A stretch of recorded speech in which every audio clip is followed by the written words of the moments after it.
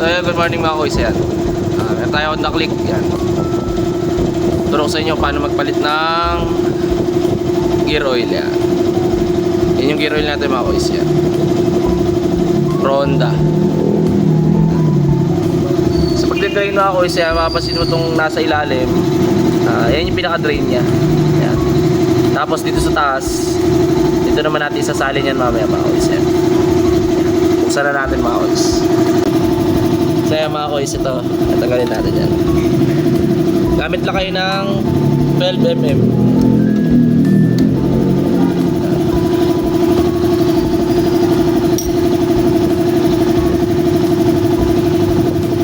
Yan, mapapansin nyo mga kuys, maputi pa, diba? Yan.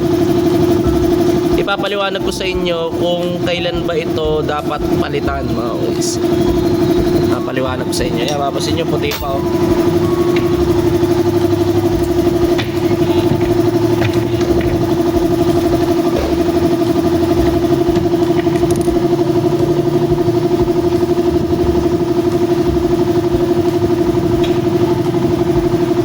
Mga kuys, ayon dito sa owner's manual, kahit sa shop manual, mga kuys, hanapin nyo yung final drive oil, yan. Yung regular replace nya is 2 years, yan. Ang tanong dyan mga kuys, yan, bakit 2 years nga ba natin ito dapat palitan? 2 years lang, yan, papaliwanag ko sa inyo mga kuys. Kasi yan, una,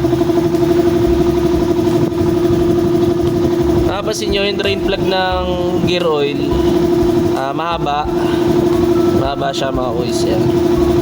Tapos fine thread lang siya mga kuys, yan. Manipis lang yung thread,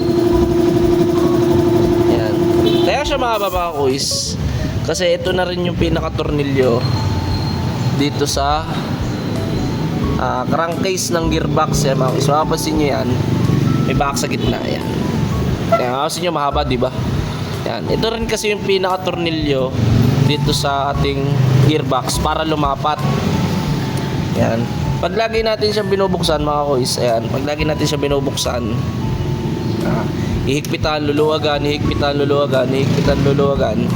May tendency yung thread dito sa loob numipes hanggang sa malos thread na mga kuys. Yan. Kaya ang advisable dito, nakalagay sa owner's manual, sa shop manual, pinapalitan lang siya every 2 years. Bakit sigurado si Honda na 2 years lang yung regular replace niya? Kasi una mga kuys, wala namang combustion dito sa loob ng gearbox. Walang sunog na nangyayari. Yan, or thermal. Wala siyang heat. Yan, wala siyang heat mga kuys. Yan. Kaya mapapansin nyo kahit sa mga sasakyan, hindi siya lagi pinapalitan mga kuys. Kaya ang tip ko sa inyo, kung masyado kayong maselan sa motor, mga 1.5 year, pwede nyo naman siyang palitan. Mapapansin nyo, di ba, puti pa. Puti pa ng ano niya, oh. Ayan, puti pa. Puti pa ng langis niya. Yan mga kuys. Antayin nyo mga kuys, ha. Mamaya papakita ko sa inyo yung pagsasali ng gear oil. So yung mga kuys, takpan na natin. Pag nakaranas kayo ng parang tumatagas yung drain plug nyo dito, yung mismong copper washer nya, ang gawin nyo, lalihain nyo lang hanggang sa lumapat. Lilihain nyo lang. Pagka nalihan nyo na siya, okay na yun mga kuys. Kahit di mo na kayo bumili ng copper washer.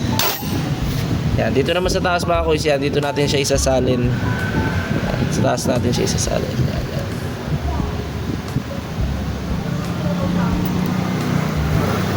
Yan mga kuys, yan. Ito yung washer na sinasabi ko sa inyo, yung copper washer. Yan, pag lang naman, in case lang na magtagas.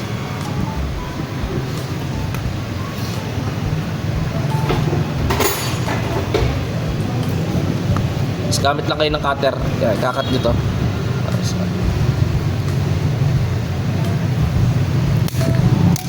Nakat nyo na yan. Yan, pasok nyo na. Salin nyo na ito mga kuys. Yan. Isang walang awa mga kuys.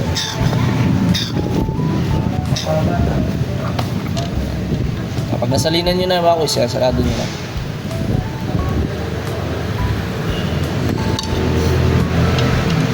Ganun lang din ulit. Hindi masyadong panggigilan. So ayun mga kuys, kung may natutunan kayo sa aking tutorial video mga kuys, pakipollow naman ang aking Facebook page.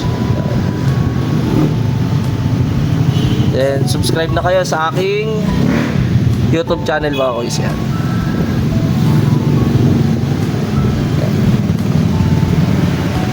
Honda Click version 3. Yan. Replace gear oil. Lahat mga kuys.